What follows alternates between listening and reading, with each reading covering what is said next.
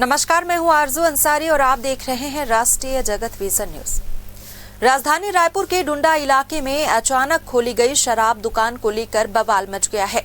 रिहायशी इलाके में बिना किसी पूर्व सूचना या जन सुनवाई के शराब दुकान शुरू किए जाने से स्थानीय लोग भड़क उठे हैं।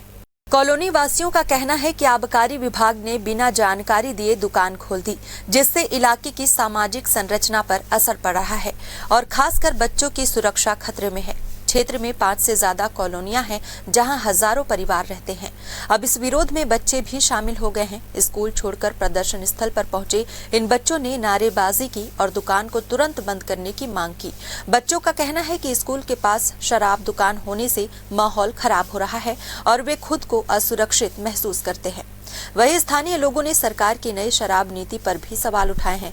उनका आरोप है कि अब रिहायशी और स्कूलों के पास भी दुकानें खोली जा रही हैं, जिससे समाज में गलत संदेश जा रहा है।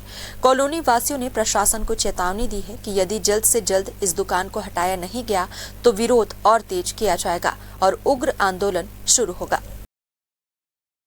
फिलहाल इस खबर में बस इतना ही। देश प्रदेश की खबरों से अपडेटेड रहने के लिए हमारे चैनल को सब्सक्राइब करें और नए खबरों के नोटिफिकेशन के लिए बेल आइकन जरूर दबाएं। नमस्कार।